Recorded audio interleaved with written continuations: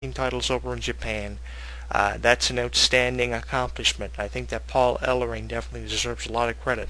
And the Hall of Fame induction that he obtained in 2011 alongside Sonny and Shawn Michaels and Abdullah the Butcher, he was very deserving of. When I had the opportunity to speak to Paul Ellering here on this radio program about his time spent with the Legion of Doom and in the WWF, he didn't believe at that time that he was deserving of being in the Hall of Fame. He believed someone like Andre the Giant should be inducted into the WWE Hall of Fame over him, and probably so. But I think that Paul Ellering should be inducted into the WWE Hall of Fame. He was inducted, and he's very deserving of that, and I tried to convince him that he was deserving of being inducted into the WWE Hall of Fame, and if he wasn't included as one of the greatest wrestling managers of all time, I would have been very upset over it and very frustrated over it, because Paul Ellering was able to guide the Legion of Doom to every championship and every organization they were a part of. And what more needs to be said about Paul Ellering? Also included on this list I have Ted DiBiase, both a phenomenal in-ring competitor, making his WrestleMania debut in 1988. And I'll tell you where he made his WrestleMania debut.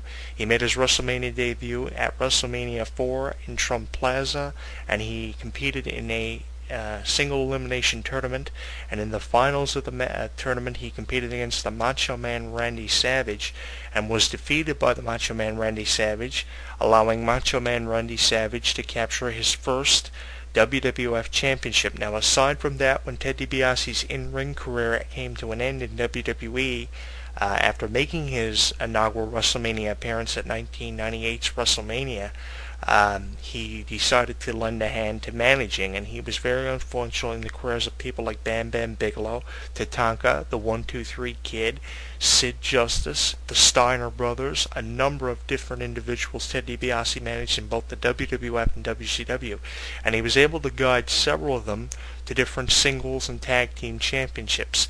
Ted DiBiase told me here on this radio program the problem he had with WCW was the fact that the show was very poorly structured. 5 minutes before a live television program, they would go out and formulate a plot for the show. Nobody knew what was going on. The staff was very poorly aware of what was going on. There was no plan, there was no plot, there was no planning. One of the most poorly structured companies of all time, and he believed that that was one of the reasons WCW failed, and he didn't enjoy working for WCW, so by far the time he spent in the WWF was probably some of the greatest years of his career, and why not?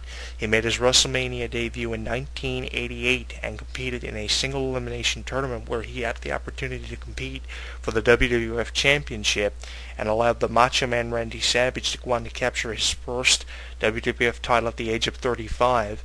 He was also very influential in a tag team between himself and Erwin R. Shyster, and held many tag team championships in his career. He even had the opportunity to compete at the 1992 SummerSlam against the Legion of Doom. And I think that any time that you can be a successful singles and tag team competitor and a successful manager, you deserve to be included on the list of the greatest wrestling managers of the 80s and 90s, because definitely Ted DiBiase's role with the $1 Million Corporation is something that is very, very outstanding. He's a Hall of Famer. He was inducted into the 2010 WWE Hall of Fame. Very, very deserving of it, and I have a great deal of respect for Ted DiBiase for being a humble individual. Had the opportunity to speak to him here on the show. Look for it in our archives, and you can give us your opinion on the Ted DiBiase interview on YouTube and Facebook. Jim Cornette's role in the WWF, absolutely outstanding, managing, of course, Camp Cornette, which was comprised of Vader, the British Bulldog, and Owen Hart. He guided all three of them to championship matches against Shawn Michaels. He also was very influential in the careers of people like Ricky Morton and the Midnight Express and the Rock and Roll Express. He was very influential in the WWF and TNA, of course, as TNA's head of management for several years before he decided to quit TNA Wrestling and not appear there anymore for whatever reason. He also lended a hand to commentary on shows like Shotgun Saturday Night for WWF back in the early 90s. I think that Jim Cornette's role as a manager and the way he made the British Bulldog, Owen Hart, and Vader look was absolutely outstanding. He was known for taking the tennis racket out to ringside with him and using the tennis racket as an equalizer. Sometimes it would come back to bite Jim Cornette in the ass, and he'd get a spank or two with the whole tennis racket ideal. But he was able to make it work. The thing about Jim Cornette was he was able to cut a good promo and make things work for his clients. He was able to make Vader look phenomenal in the 1996 championship match with Shawn Michaels at the 96 SummerSlam. He was able to cut a promo about something that was going to happen and make you believe that something was going to happen for the better. And the stuff that he did with the British Bulldog and Owen Hart, who are no longer here with us, was absolutely phenomenal. He was able to guide them to several tag team championships, and he allowed the British Bulldog to go on to capture the first ever European title in Europe, actually, back in the early 90s. I think it was 97 that the Bulldog captured that title in Berlin, Germany. Jim Cornette is no stranger to championships and having things done his way for the better. He was also the American translator for Yokozuna back in the 90s and guided Yokozuna to the WWF title for the first time in 1993 at the 93 King of the Ring, which was also the very first King of the Ring, which saw Bret the Hitman Hart capture the King of the Ring title and Hulk Hogan drop the WWF title to Yokozuna for the very first time. In my opinion, Jim Cornette, without a doubt, is probably one of the greatest wrestling managers of all time, and probably is very deserving of the number one spot. Now, as I said, I believe Jimmy Hart deserves the number one spot as the greatest wrestling manager of all time. I know there are people out there who believe it's Bobby Eaton.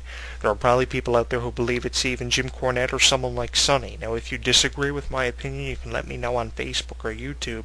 But I'm putting Jim Cornette on the list because I think Jim Cornette is very deserving of it, just as I believe someone like Ted DiBiase is. My list is no doubt going to be very controversial once it's released on YouTube, and you can hear it for yourself. Theodore Long. Many people believe Theodore Long is very deserving of being a WWE Hall of Famer. Now, his role as the SmackDown General Manager and holding the record for being the longest reigning SmackDown General Manager of all time comes of no surprise to me, because for years the SmackDown General Manager position has been a revolving door. Theodore Long was best known for his managing career in the WCW. He was actually involved in the very first Halloween Havoc that Bill Apter from Pro Wrestling Illustrated attended. And he was also involved very heavily as a manager in the WWE, managing talents like Jazz, Rodney Mack, who had a bit of a relationship, and of course the Reflection of Perfection, I believe is how you say that, Mark Jinjak. And after he became a manager, Theodore Long lended a hand as the SmackDown General Manager. He was also a referee. Theodore Long is a jack of all trades, without question. And his role as a manager, managing talents like Jazz and Rodney Mack and, of course, Mark Jinjak were very, very known. But I didn't agree with that whole angle where they tried to make Theodore Long out to be a racist, and I'm surprised they didn't try to turn him heel and have him be a racist as the SmackDown General Manager. That role that they had him play before he became the SmackDown General Manager was an absolutely unfitting role. I can never imagine Theodore Long being an actual racist, but I think he's very deserving of a Hall of Fame spot, to say the very least. Not just for his managing career, but the fact that he was able to undergo so many different transitions through his career. He went from being a referee to a manager to a SmackDown General Manager. The only thing we haven't seen Theodore Long do is become an in-ring competitor, and I think before his time is up in the wrestling business, we'll probably see him become one of those as well. But Theodore Long definitely is a jack of all trades and very deserving of being on the list of the greatest wrestling managers of all time. Let's see who else I have here in my notes on my list. Captain Lou Albano, one of the greatest wrestling managers of all time. I remember seeing him down at ringside taking jot notes during in-ring competition. Captain Lou Albano probably was a better entertainer than he was a manager, but I think he was, probably one of the most well-known personalities, not only for his ability to manage people and take them to tag team titles, but his ability to entertain, and he was one of the most known faces and personalities in wrestling. And I think that he was up there with people like Paul Ellering. He was up there with people like Paul Bearer and Ted DiBiase. And it was very unfortunate that he lost his life several years ago. But definitely, no matter if he's here or not, he's very deserving of being on the list and included with the greatest wrestling managers of all time. Paul Bearer, an asshole outside of the ring, but one of the greatest wrestling managers of all time, best known for his roles with people like The Undertaker, Vader, Kane, and Mick Foley. He was always involved with something that suited his personality. For those who don't know, Paul Bearer is an actual mortician and owns his own funeral business. And every character Paul Bearer was involved with through the years, no matter if it was Mick Foley, Goldust, Vader, or Kane, or The Undertaker, who he was best known for managing for the short time that he was managed by Brother Love before being handed over to Paul Bearer by Brother Love. I think that Paul Bearer definitely was best known for managing The Undertaker, but no matter who he managed, he had a fitting role. It worked with Mick Foley, it worked with Vader, it worked with The Undertaker. I think some of his best work came when he was a heel, when he was managing Kane and Mankind, and they were feuding with The Undertaker. And definitely he guided The Undertaker, Mark Calloway, to several championships in The Undertaker's career. I think that, Paul Bearer probably is deserving of the number one spot too. And again, I'll go back to controversy being associated very heavily and very often with this list, because there's a lot of controversy that can come from this. I know there are people out there listening without a shadow of a doubt who believe Paul Bearer is the greatest wrestling manager of all time. And it's a shame that he's no longer used on WWE television unless WWE are doing something special.